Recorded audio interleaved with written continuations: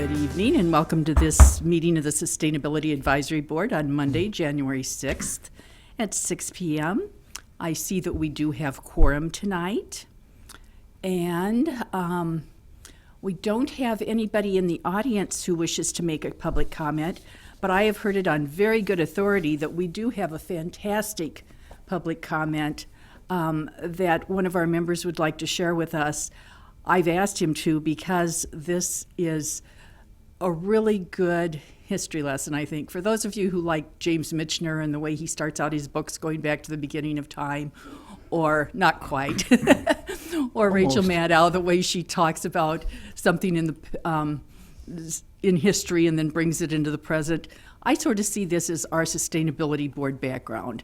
So with that, I would like to ask Dr. Lurton Blassingame, to share something with us that he wrote and delivered over 26 years ago, right? All right, 1993. Be interested to know whether you feel discouraged or encouraged, but these are words from the past.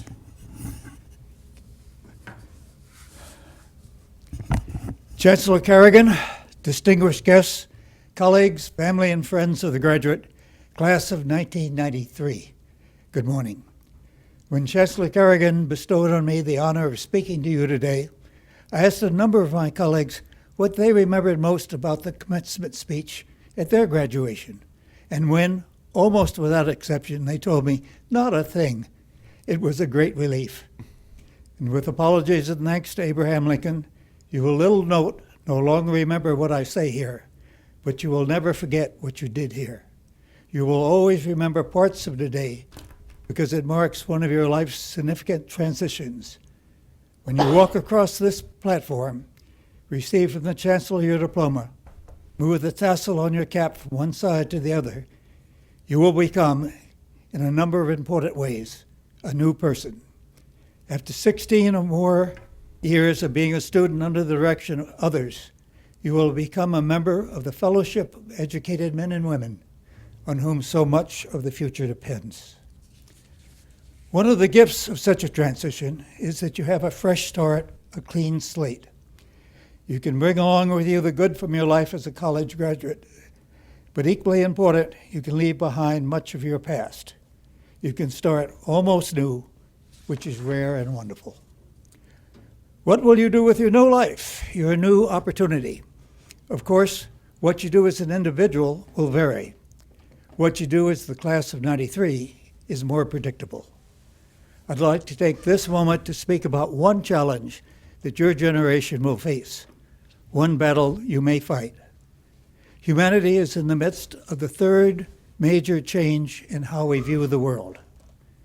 The first was when people abandoned the seemingly obvious fact that while the earth might be hilly, it was essentially flat, and accepted instead the difficult concept of the earth as a sphere.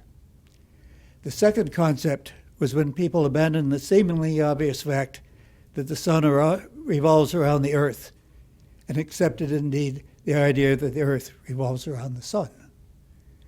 The current paradigm shift is one from the always accepted belief that the earth has essentially endless resources and inexhaustible recuperative powers, to the concept of spaceship Earth, hurtling through cold darkness, losing rivets at an ever faster pace, with increasingly malfunctioning filtering system, and with certain vital supplies running dangerously low. There are other more organic images, but they all share the same common theme of a finite planet with limits that are now being approached or exceeded. Now in America, and especially in the Fox River Valley, with our clean air, abundant water, woods, and farmland, it's hard to put credence in those who speak of harm to the planet. Hey, it snowed 5 inches on April 20th this year. What global warming? Give me a break. But you are college-educated men and women, and you have acquired filters against the folly of an argument based on such limited data. As your world is wider than this city, so your time frame is longer than this current season. And by the way, I recommend Garrett Harding's book, filters against folly to everyone. The underlying concept of this new way of thinking at the world is summed up in the phrase sustainable development. Its most famous definition is that of development which meets the needs of the present without compromising the ability of future generations to meet their own needs, end quote. My generation, in other words, shouldn't have left your generation with a planet more poisoned and with less resources than we had at your age. Sustainable development is a metaphor, if you will, for a way of thinking now accepted around the world. You were the first May class to graduate since 162 nations, some of them desperately poor, sent representatives to the Earth Summit in Rio de Janeiro, Brazil last summer, the point of which was to have mankind, on a worldwide basis, begin to turn the idea of sustainability into practice.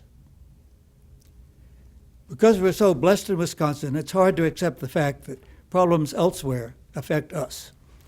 But as a college-educated person, you have learned to trust data the way we were taught to trust a compass in the woods. The data say, if this is the average day, to quote from a book by David Orr, quote, humans will destroy 115 square miles of tropical rainforest, create 72 square miles of desert, eliminate between 40 and 100 species, erode 71 million tons of topsoil, and increase their population by 203,000, end quote. That was also true yesterday and will be true tomorrow and the day after. Now, do such daily changes in the planet and the many others like them affect us in the Fox River Valley? It's a major question for each of you to answer by your actions. It's an important question because each of you will have to live with the consequences of our collective decision for the rest of your life.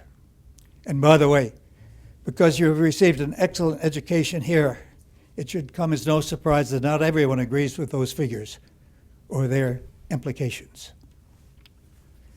Now, I know that such statistics, while they energize some, cause others to sneak glances at their watch through slightly glazed eyes while stifling a yawn. That's all right. This new way of looking at the world called sustainability will not come because of anyone's eloquence. It will come and when people believe it to be in their own best self-interest to think globally and act locally. You'll work for sustainability, most of you, because you want your children to have as much opportunity and as much chance of survival as you have had. Now, the battle for the planet will take many forms: convincing others of the need, finding and implementing solutions, expanding our sense of community, and so on. But you won't need to battle the dragon of ecological disaster by yourself. Your allies are everywhere. They include the CEOs of 50 of the world's largest corporations in many countries. For example, Dow Chemical here, Nippon Steel and Volkswagen of Germany, Northern Telecom of Canada, whose book last year, Changing Course, explicitly stated that, quote, sustainable development is good business, end quote. Your allies include the nearly 1,600 scientists from around the world, a number of them Nobel Prize winners, who last year put their names on a document entitled Warning to Humanity. Your allies include powerful individuals at all levels of government. You know where the vice president's concerned. And in 2 weeks, I'm going to a conference on sustainable developments at which representatives of all 50 states will be present, and cities everywhere are working on individual projects. And your allies will include school children in a surprising number of classes across the country, as well as your college counterparts from around the world who attended the Rio conference because they felt, quote, it's our world you old people are talking about, our world and our future. Now you go today into that future like a boomerang flung by the hand of fate. I say you must come back for your 25th reunion from wherever you may be in the world. You plan on it now. Bring your family. By then, you and your classmates will have entered the corridors of power, and it will be a benefit and a blessing to get to know again others of the class of '93. And in conclusion, as you go forth into your new life and battle for the planet, know that you go well armed. The University of Wisconsin-Oshkosh has given you the sword of many skills and the shield of knowledge. You're young and strong, and you are ready. Go for it, and God bless.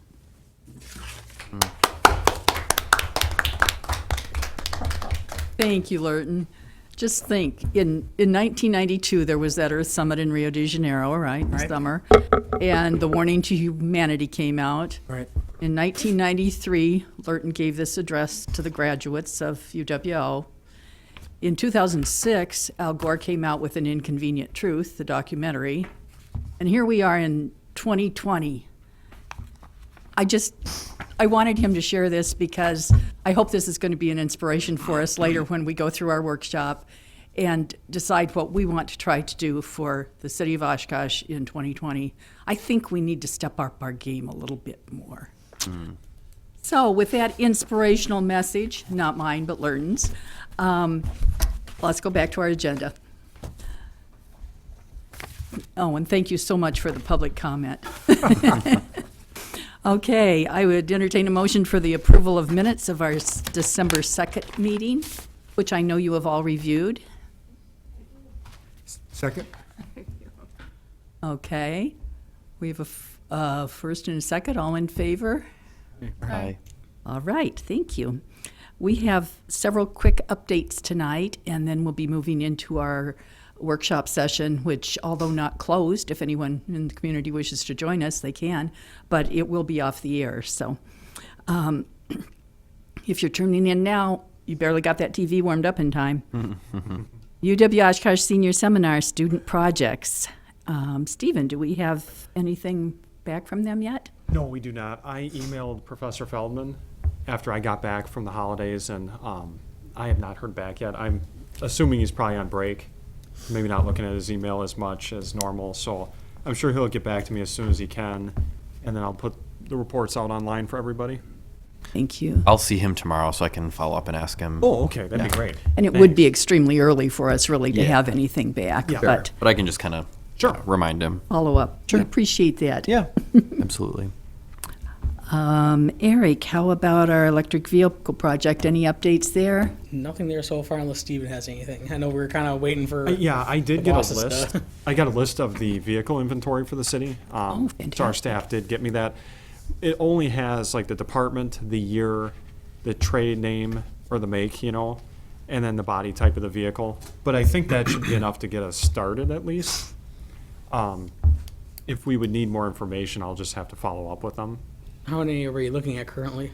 I will have to That go we're and ballparking. I mean, count them up. There's gotta be, Several pages. yeah, there's, Actually, we can discuss that during the workshop because we'll be deciding what we want to do with that inventory then. yep, and it's an Excel document, so I'd be able to Yeah. pull it up at some point and then, Let it count See it how for many. you. yep. And by the way, the USA Today on a finance page is a big section on electrical vehicles, and they're bullish, and they're telling all our readers this is an area to get into, and breaking down between the parts and the manufacturers and competitors and stuff. So, good. Yes. Okay, moving on then. Lakeshore Master Planning Process. Stephen? December 10th, it went for common council approval. And I And believe it was approved at that meeting. I think the resolution carried unanimously. So I believe, yep, it was approved there. in the phases, Yep. for several phases. And then Plan Commission would have been that meeting before, I think. So I think that was the 3rd of December, if I remember correctly. Okay, I think there was at least one comment that was made on it at the council meeting, help me out here, Jake, where somebody questioned if how the funding was going to be handled and if the phases could be accelerated in some way? It's gonna cost like around $12 million for the whole project, and there was questions why certain phases were going in at certain times. And it's a lot to do with like the Riverwalk being completed and kind of connecting the outsides, and looks pretty good on paper. So we'll see. We'll see how it turns Many out. things do. Yeah. Okay, green markers and everything looks great, right? Our Menominee Shoreland Restoration update. I did not hear anything from Michelle on that, and was not able to attend tonight, so we'll save that. Told you this was going to go fast. Social media, discussion and action. Yeah, January posts are all about electric vehicles. The topic was supplemented by Margie, thank you. So those posts have been sent to Stephen and they'll be up as they're scheduled. If anyone has any thoughts or ideas for February, feel free to send Stephen an email and then he'll send an email to me. But yeah. I'll be Then you'll planning write to- everything, get it back to Stephen, and he can post it. Correct, yes. We'll be planning 2020 pretty soon. Super. I will say I did have some feedback from, I know what it is.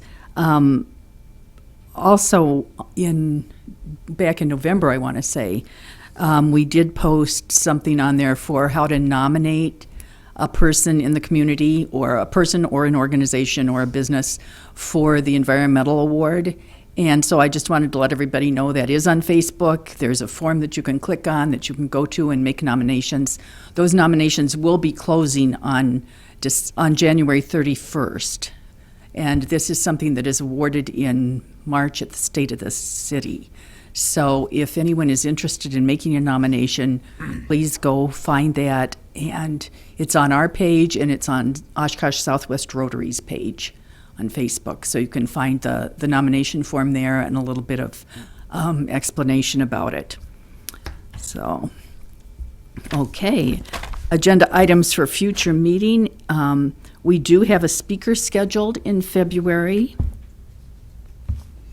I forgot to bring the sheet that explains what it's about, but it's going to be really good. I remember that. You're going to love it. It has to do with, because our homes tend to be one of the largest generators of greenhouse gas emissions, it's a way to help people fund upgrades to their residences to make them as energy efficient as possible. And I think you'll be quite excited about it. I know the person who's working with this, and he's quite fantastic. So that will be our main presentation in February. We'll obviously have our update to Menominee Shoreland Restoration. I'm guessing that other than that, we're probably going to be deciding during our workshop tonight what else we'll be emphasizing for the whole year. So unless anybody else has anything they want to be sure we bring up in February. Okay, seeing none, our next meeting will be on Monday, February 3rd. And I would like a motion, please, to adjourn to workshop for our 2020 goal setting session. So moved. Second. All in favor? Aye. Great, thank you.